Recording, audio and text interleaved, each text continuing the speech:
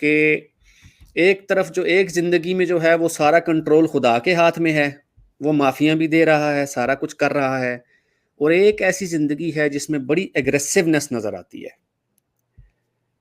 तो यहाँ पे मेरा माथा ठनका कि ऐसा क्यों है? ख़ैर, सवालात तो मेरे ज़हन में थे और जब मैंने जवाब उसके ढूँढने की कोशिश की तो कई दफ़ा सैटिस्फ़ाई भी हुआ।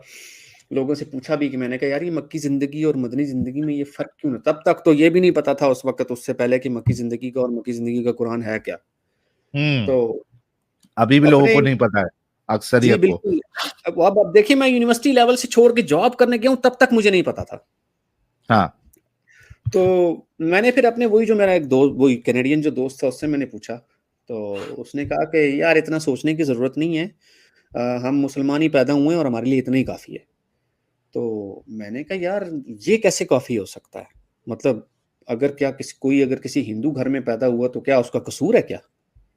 और मिसाल के तौर पर अगर अगर तुम लोग जो ये कहते हो कि यार अगर एक शख्स जो है वो क्या कहते हैं काफ़िर मरेगा तो वो जहन्नम में जाएगा। तो मेरा सवाल ये है कि अगर एक ऐसा हिंदू जो एक गाँव में पैदा हुआ है और उस तक कोई इस्लाम की तबलीग ही तुम लोग नहीं लेके गए, तो उस बेचारे का क्या कसूर है? उसका क्या कसूर है? कि वो अगर हिंदू मर गया तो उसको जहन्नम में डाल दोगे? तो कहता है यार मेरे पास ना इन सवालों के जवाब नहीं है, ठीक है? ये अल्लाह जानता है और उसके काम जानता है, हमें नहीं पता इस चीज़ का। और तुम्हें इतना ज़्यादा सोचने की ज़रूरत नहीं है, तुम अपनी जॉब पे ध्यान दो और अपने काम से काम रखो। तो मैंने कहा यार ख़ैर ऐसा तो नहीं है, अब मैं फ़िगर आउट तो करूँगा किसी न किसी तरीके से। अच्छा, फिर वहाँ पर सफ़र मेरा शुरू हुआ कुरानिस्ट की तरफ साहिल भाई। अच्छा, हर घाट का पानी आपने पी लिया। हर घाट का पानी मैंने पिया। क्यों कहीं से सैटिस्फैक्शन नहीं ना जब मिल रही होती। असल में मेरा जो एक्सपीरियंस है ना अच्छा, साहिल भाई इसमें एक एक पॉइंट चूंकि डिस्कशन चल रहा है तो कहीं कहीं जो है कोई कोई जगह पे मैं चाहता हूँ कि पॉइंट्स ऐड भी कर दिया जाए। जैसे कि जी, आपने जी। कहा कि भाई ये तभी इनका नया शुरू हुआ है शोशा के भाई अगर किसी तक दावत पहुंची नहीं है तो उसको अल्लाह जहन्नम में नहीं डालेगा, एक वन टाइम टेस्ट अल्लाह जो है वो कयामत के दिन लेगा। मुझे जी। बताइए कि अगर ऐसा मामला है जैसे कि तुम पागल बनाने की कोशिश कर रहे हो, तो रसूलुल्लाह के जो वालिद थे उनको तो रसूल मिले नहीं, मिले नहीं। उन तक तो इस्लाम की दावत पहुंची नहीं, जी। लेकिन उसके बावजूद जो है वो रसूलुल्लाह कहते हैं मेरे वालिद तेरे वालिद दोनों जहन्नम में बिल्कुल ऐसा ही है। है ना? तो ये जो बिल्कुल। गेम डालने की कोशिश कर रही है किया है इन लोगों ने, ये तो एकदम झूठी गेम है। लोगों को धोखा, लोगों को पागल बनाने वाली गेम है। यहाँ पे रसूलुल्लाह ने ये नहीं कहा भाई कि ये इसको जो है ना वो कयामत के दिन मेरे वालिद को जो है एक मौका देंगे क्योंकि मैं तभी नहीं था, उन तक पहुंची ही नहीं इस्लाम की दावत। वो तो हाँ, साफ-साफ कहते मतलब हैं कि मेरे वालिद तुम्हारे वालिद दोनों जहन्नम में। इतना ही कह देते कि इसका फैसला अल्लाह पे है। हाँ, ये भी नहीं कहा। इतना ही कह देते तो काफ़ी था। तो ख़ैर बात वही आ गई कि ये समझ से तो बाहर था। ख़ैर कुरानिस्ट का जो है वो सफ़र इस तरह से शुरू हुआ मैं आपको बताता हूँ कि मिराज का जो वाक़या था उससे। अब मेरे हुँ, मिराज के वाक़ये पे काफ़ी सवाल थे। पहला सवाल तो ये था कि हज़ूर सल्लल्लाहु अलैहि वसल्लम जो थे वो मिराज के वाक़ये से पहले जो नमाज़ पढ़ते थे उसकी तफ़सील कहाँ पर है? वो कहाँ है? उसकी तफ़सील दे दें मुझे कोई, ठीक है? और जो न मेराज के वाक़ये से पहले जो नमाज़ पढ़ी जाती थी, उसका तरीक़ाकार क्या था? कितनी रकात पढ़ी जाती थी?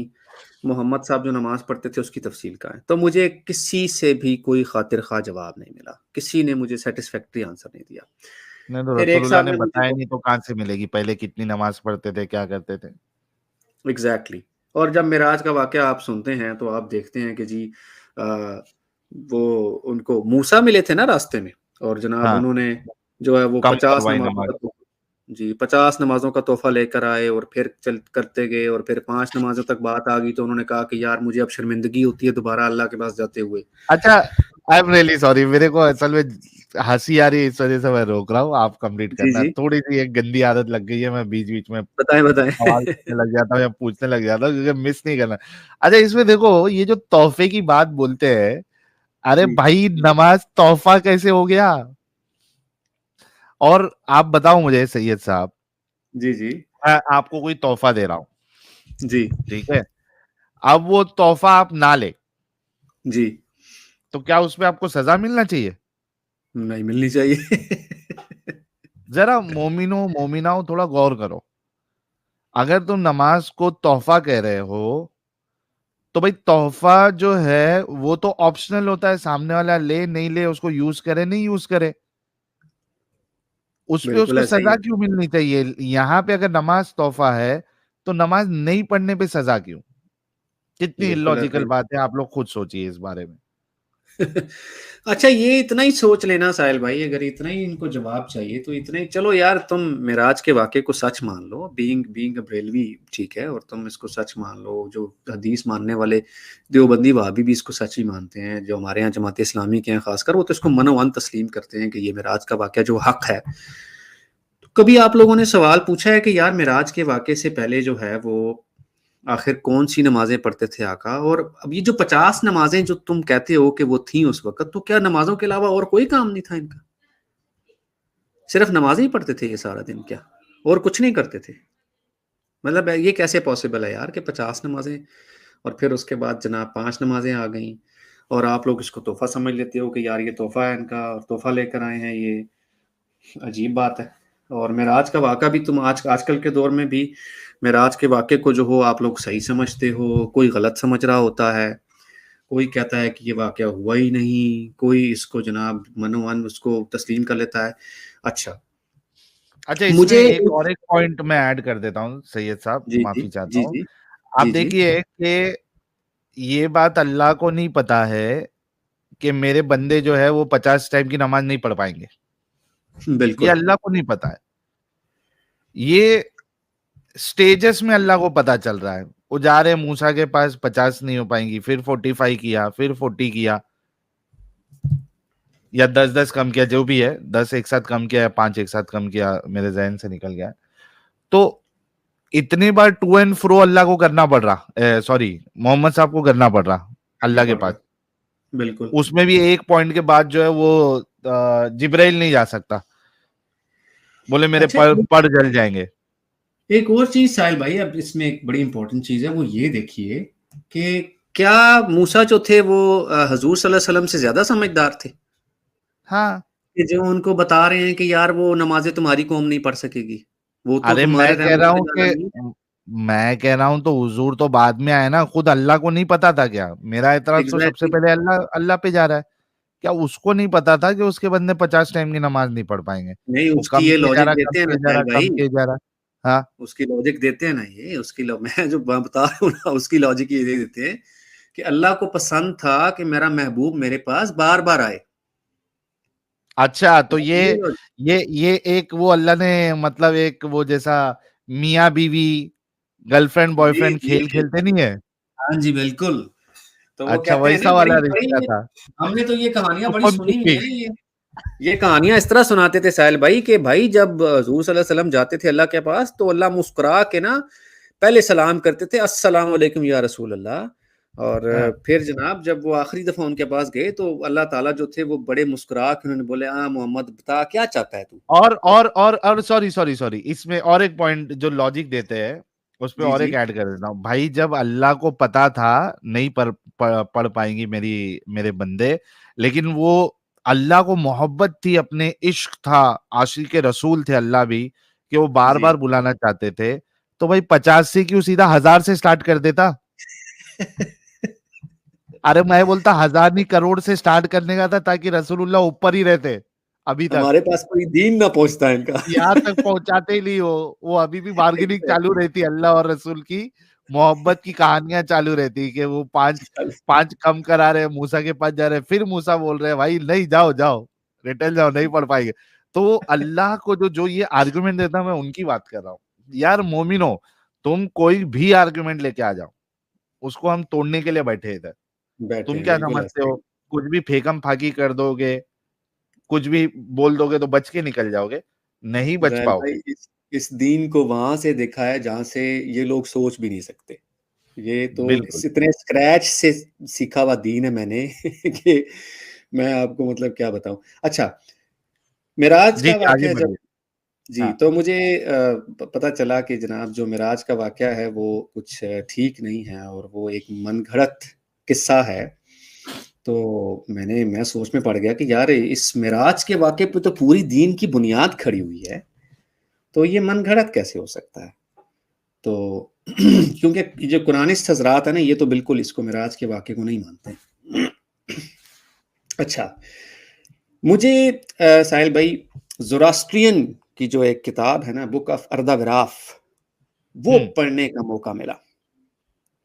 अच्छा। आप यकीन करें, जब मैंने वो अर्दाविराफ पढ़ी तो मुझे ऐसे लगा कि जैसे मैं मिराज का वाक़या पढ़ रहा हूँ। लफ्ज़ आहाहाहाहा! ब-लफ्ज़।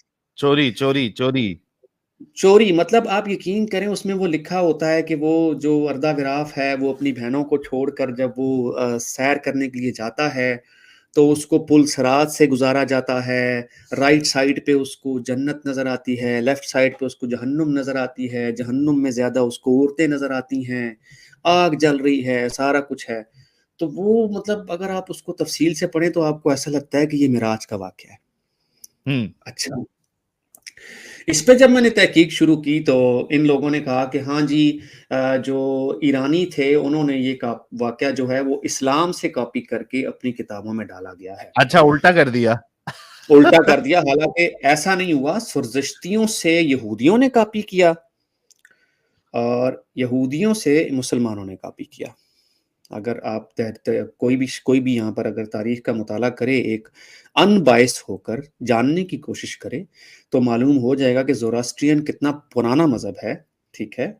और जूदाइज़्म कितना पुराना मज़हब है और इस्लाम कितना पुराना मज़हब है, तो आपको जवाब मिल जाएगा कि ये ज़रदश्तियों से कॉपी किया हुआ वाक़या है। द बुक ऑफ अर्दाविराफ से अगर आप पढ़ें तो आपको पता चल जाएगा कि ये मिराज का लफ्ज़ ब-लफ्ज़ वाक़या जो है वो वहाँ से कॉपी किया हुआ है। हुँ। और फिर आप ये देखें कि आजकल के दौर में कोई ये शख्स कैसे मान सकता है कि मोहम्मद जो है वो एक खच्चर पे सवार होके, जिसको बुराक कहते हैं, और उसपे जनाब वो सैर करने के गधे लिए से बड़ा जाते और हैं। घोड़े से छोटा ना? गधे से बड़ा और घोड़े से छोटा, जी बिल्कुल। उस पे जनाब वो सैर करने जा रहे हैं और वो फिर वो इसी तरह किस्सा सुनाते हैं ना कि जनाब मिराज पे जब गए तो वो उनके पर जलना शुरू हो गए जिब्राईल के, और उन्होंने कहा कि बस मोहम्मद, इससे आगे मैं नहीं जा सकता अब। तो खैर, जब मैंने ये देखा तो मेरे दिमाग में भी यही आया, मैंने कहा यार हाँ, हो सकता है किसी ने जो है वो मिराज का वाक़या जो है वो कॉपी करने की कोशिश की गई हो। मैंने उस टाइम सूरह इसरा की आयत नंबर 1 पे भी इतना फ़ोकस नहीं किया। ये बड़ा एक मेरे लिए टर्निंग पॉइंट था जिसे मैं आगे चल के बताऊँगा आपको। जो अरे सूरह वाह! इसरा की आयत नंबर 1 है ना? जी। सैयद साहब का टर्निंग पॉइंट आया है अभी। बहुत से लोग क्योंकि सवाल करते हैं, यहाँ भी एक सवाल आया था कि जी, सैयद जी। साहब टर्निंग पॉइंट क्या था? बहुत से लोगों के लिए एक टर्निंग पॉइंट होता है। कइयों के लिए वो मतलब उनको समझ में ही नहीं आता टर्निंग पॉइंट क्या था, क्योंकि आहिस्ते-आहिस्ते चीज़ें एक्यूमुलेट होते रहती है और बिल आखिर फिर आदमी को समझ में आता है कि नहीं यार, ये सही नहीं है। तो वो टर्निंग पॉइंट बिल्कुल। आपके लिए क्या था? जी।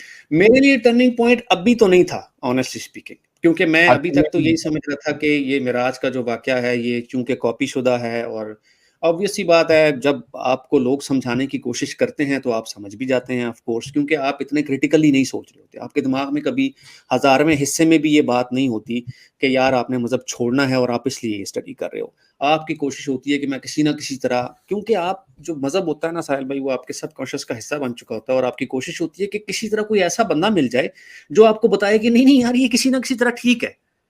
थोड़ी बहुत लूप होल ज़रूर हैं, लेकिन मज़हब यही सच्चा है। हुँ। तो मतलब मुझे भी फिर ऐसे लोग मिले जिन्होंने कहा कि यार मिराज के वाक़े को छोड़ो, कुरान में तो 3 नमाज़ें हैं, तुम्हें किसने कहा कुरान में 5 नमाज़ें हैं? कुरान में तो नमाज़ें ही 3 हैं। तो तुमने पढ़ा नहीं है कुरान? पढ़ो तो सही कुरान। अच्छा, अब उन दिनों मुझे ये मालूम हुआ कि भाई ये, अब देखें, अब एक ऐसा बंदा है जो ये बोलता है कि कुरान 5 नमाज़ें हैं, जो कि पक्का मुसलमान है। एक जो साहब जो हैं वो कुरान को मानते हैं, वो बोलते हैं कि जी 3 नमाज़ें हैं, 3 नमाज़ें पढ़नी है। एक वो साहब है जो कहते हैं नमाज़ है ही नहीं भाई, ये तो सिस्टम है। ये तो नमाज़ है ही नहीं। इसको तो नमाज़ ही नहीं है। आपको भी शायद पता होगा ऐसे लोगों का जो ये आके बोलते हैं आपको कि नमाज़ नहीं, ये तो सलात है, ये तो सिस्टम दिया सलात हुआ है, है अल्लाह सलात है। ने। हाँ, जी, ये सलात है। सारे कुरानिश लोग की ये नई इजात है कि नमाज़ नहीं है, जी। सलात है। अच्छा, उन दिनों मुझे ना बहस करने का बड़ा शौक चढ़ा होता था सबके साथ। अच्छा, क्योंकि मैं था तो कट्टर मज़हबी अपनी बचपन में और जवानी में। तो मैं, कोई भी मुझे मिलता था ना, तो मैं उसका मज़ाक उड़ाता था। मैं कहता था, "अच्छा तुम 5 नमाज़ें पढ़ते हो?" कैसे साबित कर सकते हो तुम? साबित करो, क्योंकि कुरान में तो 3 है, तो तुम हदीस को नहीं मानते? मैंने कहा नहीं, हदीसें तो मोहम्मद के को 200 साल बाद लिखी गई हैं, कुरान तो अल्लाह का कलाम है, वो तो मोहम्मद के दौर में लिखा गया है। अब उन बेचारों की जितनी अकल होती थी वो मुझे उसी तरह जवाब देते थे। वो कहते थे अच्छा यार मामू जा 3 ही पढ़ ले भाई, जा पढ़ तो सही। हाँ। तो मैंने पढ़ तो सही 3 ही पढ़ ले। अच्छा, खैर मैंने जब उस टाइम ये नमाज़ें वगैरह पढ़नी शुरू की, तो फिर मेरी जो थी ना, मैं अब आपको ऑनेस्टली बताऊँ तो जो पाकिस्तान में जितने भी ये उलमा है ना, मुफ्तियान कराम है कुछ साहिल भाई, इनको मैं काफ़ी ज़ाती तौर पे जानता हूँ। ख़ासकर कुछ ऐसे भी हैं जिनके शागिर्दों को भी मैं ज़ाती तौर पे जानता हूँ। तो उनसे अब मेरा सवाल-ओ-जवाब का सिलसिला शुरू हुआ। अब यहाँ से मेरी लाइफ़ का टर्निंग पॉइंट शुरू हुआ है। हुँ। मुझे ना गामदी साहब के शागिर्द मिले कुछ, ठीक है? मैं उनका नाम नहीं अच्छा, लूँगा। 3 वो तो जी, 3 गांधी साहब तो एक नंबर के मेकअप आर्टिस्ट है भाई। बिल्कुल मेकअप आर्टिस्ट हैं वो, बिल्कुल ऐसा ही है। तो उनसे मैंने ये मेराज का वाक़या डिस्कस किया, और मैंने जब उनसे पूछा तो उन्होंने कहा नहीं ये झूठा वाक़या है और ये कई हदीसें ऐसी हैं। अच्छा, मैं आपको ऑनेस्टली बताऊँ, उस टाइम गांधी साहब जो थे ना वो हदीसों के इनकारी थे। बहुत कम हाँ, लोगों को ये बात पता होगी, ठीक है? और इसीलिए उनको धमकियाँ मिलती थी काफ़ी कि भाई आप बिल्कुल हदीसों के, क्योंकि वो टोटली हदीसों के इनकारी थे। हाँ। तो ये तो हदीसों पे अब जाके इन्होंने काम करना शुरू किया है। अपनी मर्ज़ी की हदीसें मानी और जो समझ में नहीं हाँ, आया वो उसको एल ए छुपा लिया। चॉइस प्रो मैक्स है वो। एलएचओएस प्रो मैक्स है। अच्छा, मैंने जब उनके शागिर्दों से सवाल पूछा तो मैंने उनको बोला, मैंने कहा यार ये जो, अब आप मुझे बताओ कि जो सूरा असरा है, इसकी आयत नंबर 1 क्या कहती है? ठीक है? हुँ। तो इन्होंने कहा नहीं, नहीं वो तो मनसब की बात है, कि जो है वो मोहम्मद को हम मनसब दे रहे हैं। मैंने कहा मनसब क्या मतलब, मैं समझा नहीं मनसब दे रहे हैं। तो हम पूछ के बताते हैं तुम्हें। तो मैंने कहा पूछ के बता दो। अच्छा, अब जो मेराज का वाक़या नहीं मानता था ना, उसको मैं सूरा असरा की आयत पेश कर देता था, क्योंकि अब मेरे दिमाग में खलबली मच चुकी थी। मुझे हुँ। था कि मुझे इस सवाल का जवाब जानना है हर सूरत में, कि आया ये मेराज का वाक़या है या क्या मामला है? अच्छा, फिर जिस मस्जिद की ये बात करते हैं, वो मस्जिद तो मोहम्मद के दौर में मुकम्मल ही नहीं थी, हाँ। ठीक है? तो फिर कुरान में उसका ज़िक्र कैसे आ गया? फिर एक सवाल ये भी उठा, ख़ैर इस पे हम बाद में आएँगे। लेकिन जब मुझे साहिल भाई, मुझे ना कोई अच्छा, एक खातिर खबर। अनाउंसमेंट कर देता हूँ मैं, सैयद साहब 1 मिनट रुकिएगा। भाई जी, लोग, जी। आपने सैयद साहब के बात करने के तरीके से आपको समझ आया ही होगा कि कितने अच्छे से ये अपनी बात को रख सकते हैं। तो सैयद साहब का भी अपना चैनल है, इनकी पूरी टीम का, जो कि कमेंट जो है वो लिंक पिन कर दिया गया है, पिन कमेंट कर दिया गया है। आप में से जिन्होंने अभी तक सैयद साहब के चैनल को सब्सक्राइब नहीं किया है, वो चैनल को सब्सक्राइब कर ले। आज सैयद साहब आए हैं। इसके बाद वाले जो स्ट्रीम्स है, इसमें हम इनके जो बाकी टीम मेंबर्स हैं, जिसमें खवातीन भी है, उनको भी इनवाइट करेंगे और इनकी स्टोरी भी जानेंगे। सैयद साहब की स्टोरी बड़ी ज़बरदस्त है और बहुत से हमारे जो मोमिन हज़रात हैं, उनको बहुत सारी चीज़ें समझ में आई होंगी। बस रिक्वेस्ट इतना सा है कि वो अकीदत की पट्टी उतार कर आप लोग चीज़ों को समझने की कोशिश करिए, सुनिए, ऑटोमैटिकली चीज़ें समझ में आ जाएगी कि ये कितना वाहियात, इल्लॉजिकल और नॉनसेंसिकल रिलीजन है, या बल्कि आप उसको कल्ट कहें। जी, सैयद साहब। थैंक यू सो मच साहिल भाई। तो जब मेराज के वाक़े पे आप मतलब यूँ कह लें कि जितने मुँह उतनी बातें।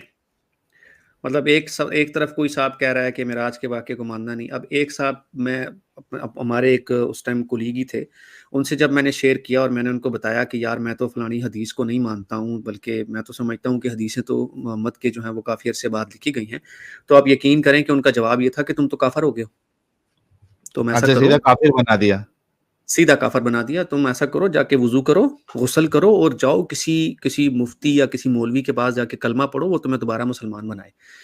क्योंकि हदीस के बगैर तो इस्लाम मुकम्मल ही नहीं है। तुम किस तरह की बातें करते हो कि तुम हदीस को नहीं मानते हो? तुम ऐसा सोच भी कैसे सकते हो भाई?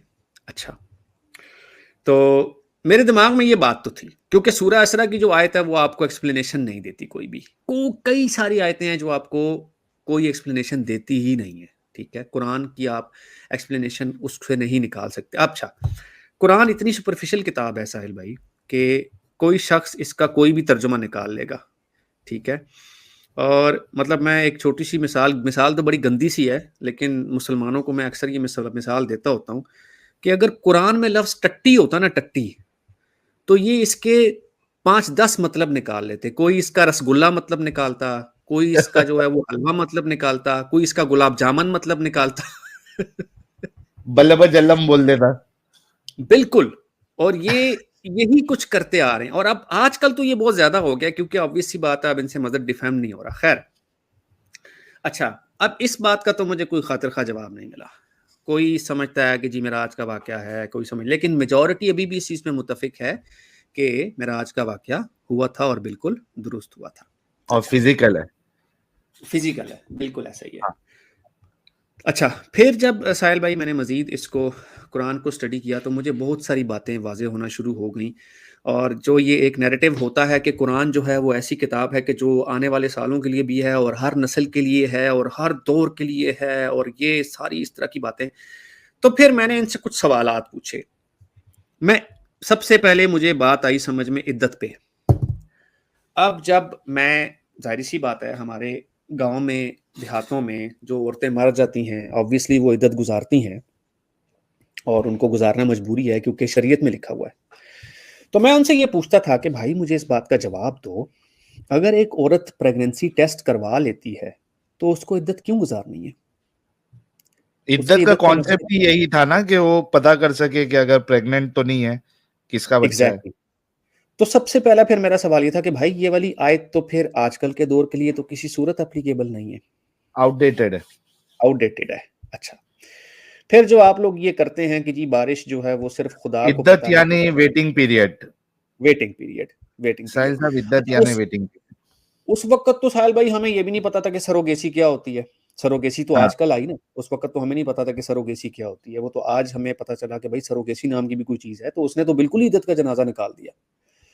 और फिर आप ये देखें कि कुरान में जो ये भी लिखा हुआ कि भाई तुम उन औरतों की भी इद्दत बता दी गई कि जिनको अभी तक हैज़ आया ही ना हो। हुँ। भाई उनकी इद्दत क्या करनी तुमने? जिनको हैज़ नहीं आया उनको क्या अचानक हैज़ आ जाएगा?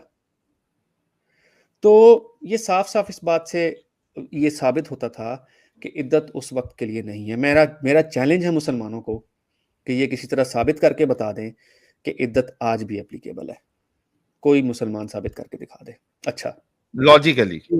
लॉजिकली बोलने के लिए तो कुछ भी बोल देंगे। बोलने के लिए कुछ भी बोल देंगे। अच्छा, हुँ। फिर जब फिर वही माँ के पेट वाली बात आ गई। अच्छा, अब माँ के पेट वाली बात की जब मैंने गांधी साहब और इनसे मुतल्लिका लोगों के सामने ये बात रखी, तो इन्होंने कहा कि हाँ, देखो वो बात तो सही है कि माँ के पेट में जो है वो बेटा या बेटी तो जो है वो पता चल ही जाता है, लेकिन माँ के पेट में डॉक्टर है या इंजीनियर है ये तो किसी को नहीं पता ना। नई तो गेम। मैंने मैंने कहा ये एक्सप्लेनेशन कहाँ से लेकर आए आप? ये ये कहाँ से आई एक्सप्लेनेशन? आप मुझे इसका कोई रेफरेंस दें। नहीं मिला कोई रेफरेंस इसका।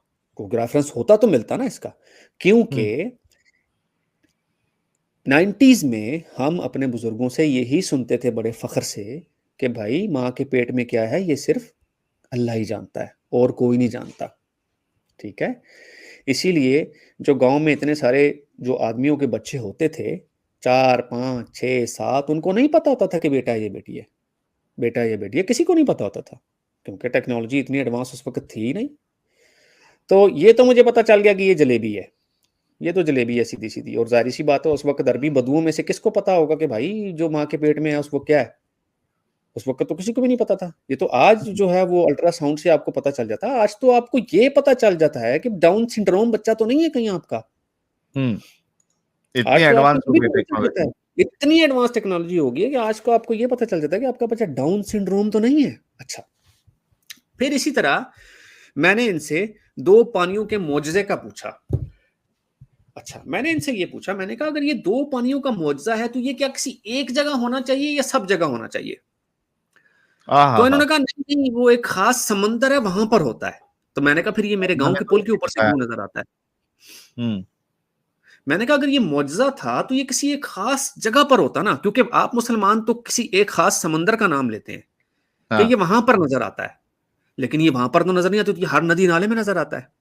अच्छा, हुँ। अब जो मेरा गाँव का जो दोस्त है, जो कज़न था, जो मैंने आपको बताया था बड़ा इंटेलिजेंट है, उससे जब मैंने ये बात पूछी तो उसने कहा, "ओ बात सुनो मेरी, ये पानी की कसाफ़त का मामला है, मुआजिज़ा नहीं है ये, हुँ। ठीक है? ये पानी की कसाफ़त ऐसी होती है कि जो आपस में नहीं मिलता।" और अब कहते हैं जिस समुद्र की ये मिसाल कसाफ़त देते हैं को उसमें क्या नॉर्मल इंग्लिश में आप बोलेंगे लोगों को जिनको नहीं समझ में आ रहा है? Density of water. Okay, density of water. हुँ। जो सॉल्ट वाटर है और जो नॉर्मल वाटर है उसकी डेंसिटी में फ़र्क होता है, इसीलिए आपको कलर में डिफ़रेंस नज़र आता है। लेकिन वो पानी हल ज़रूर होता है, मिक्स ज़रूर होता है। आपको आगे चलकर इसीलिए वरना पूरा समंदर ही आपको वो ऐसा नज़र आ रहा हो ना, आगे जाके भी तो मिक्स होता ही है कि नहीं होता? हुँ। मिक्स तो वो होता है। हाँ, मिक्स थोड़ी मुश्किल से होता है, दैट इज़ ट्रू, ये बात सच है। फिर मैंने थोड़ी-सी इस पे खुद भी तहकीक शुरू की, तो मुझे ये मालूम हो गया। फिर एक गांधी साहब के शागिर्द के सामने जब मैंने ये मुद्दा रखा, तो वो सोचने पे मजबूर हो गया। पहले तो वो नहीं मान रहा था। उसने कहा, "नहीं, ये हाँ। मुअजिज़ा है।" लेकिन जब उसको मैंने साइंटिफिक आर्टिकल सेंड किए, तो उसने कहा, "हाँ, इसमें कुछ लोचा है और मैं इस पे तहकीक ज़रूर करूँगा।" लेकिन मैं मुसलमान भाइयों से यहाँ एक गुज़ारिश करना चाहूँगा कि आप जब भी कोई तहकीक करें, ये सोच के करें कि आप कुछ सीखना चाहते हैं। अनबायस होकर अपने जो आपका सबकॉन्शियस में जो आपके अकीदे घुसे हुए हैं, जो मज़हबी अकीदे घुसे हुए हैं, उनको फ़िलहाल एक साइड पर रखें, सच जानने की कोशिश करें। जवाब देने की कोशिश ना करें, जैसे हम लोग करते थे उस ज़माने में। मुसलमानों का प्रॉब्लम ये है कि ये डिफेंसिव मोड में चले जाते हैं फ़ौरन। इनको बस अपना मज़हब डिफेंड करना होता है, इनको सीखना सिखाना नहीं होता। इनको ये नहीं होता कि यार चलो हम अपने मज़हब के बारे में कुछ चीज़ सीख लें, ऐसा नहीं होता। ये इनको सिर्फ़ ये होता है कि हम बस किसी तरीके से आर्ग्यूमेंट जीत जाएँ। अरे भाई आर्ग्यूमेंट जीतने से आपका मज़हब तो सच्चा नहीं ना हो जाएगा। आपके हुँ। मज़हब की हकीकत तो वही है जो है। अच्छा, अब मेरे दिमाग में शकूक-ओ-शुबहात जो थे वो ऑब्वियसली आना शुरू हो गए। फिर जब मैंने एम्ब्रियोलॉजी का मुताला किया, कुरान में तख्लीक का, कि तख्लीक हुई कैसे है, तो मेरे पाँव के नीचे से ज़मीन निकल गई। क्योंकि जो सीक्वेंस ऑफ एम्ब्रियोलॉजी कुरान में बयान की गई है, वो साइंटिफिकली दुरुस्त नहीं है। जब यही सवाल गामदी साहब के सामने एक साहब ने रखा, तो गामदी साहब का जवाब था, वो वीडियो आज भी मौजूद है, मैं आपसे शेयर कर दूँगा। उसका जवाब था कि कुरान जो है वो सीक्वेंस पे बात नहीं करता। कुरान सिर्फ़ हुँ। ये बात करता है कि इंसान बना कैसे है। तो हुँ। मेरा फिर उस वक़्त सवाल गांधी साहब से था कि गांधी साहब ये जो सीक्वेंस वाला उसूल आपने बताया है कि कुरान सीक्वेंस पे बात नहीं करता, क्या ये सिर्फ़ एम्ब्रियोलॉजी पर ही लागू होगा या बाकी चीज़ों पर भी लागू होगा कुरान में? हुँ। अपनी-अपनी तो वहाँ मर्ज़ी से लेंगे चालाक। जी, तो वहाँ उनके पास कोई जवाब नहीं था किसी के पास क्योंकि कुरान में बहुत सारी ऐसी बातें हैं, जो कुरान सीक्वेंस का दावा करता है और अगर एम्ब्रियोलॉजी पे बात करते हैं फिर जब मैंने इसको थोड़ा-सा स्टडी किया, तो मुझे पता चला कि ये गालन साहब से इन्होंने कॉपी किया हुआ है। अब गालन साहब जो थे वो मोहम्मद को कैसे जानते थे? तो मुझे तहकीक से ये पता चला कि सलमान फारसी साहब जो थे ना, सलमान फारसी साहब ट्रैवल बहुत ज़्यादा करते थे, ठीक है?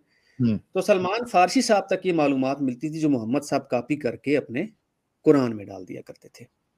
और इसीलिए कुछ मुसलमान ये दावा करते नज़र आते हैं कि जो अब गालन की अगर आप एम्ब्रियोलॉजी कोई भी अगर देखना चाहें तो टेड एड पे TED पे जाएँ, वहाँ पर गालन की एम्ब्रियोलॉजी लिखें तो वो आपको बता देंगे गालन के बारे में कि वो कितना कुछ सरकी किस्म का आदमी था।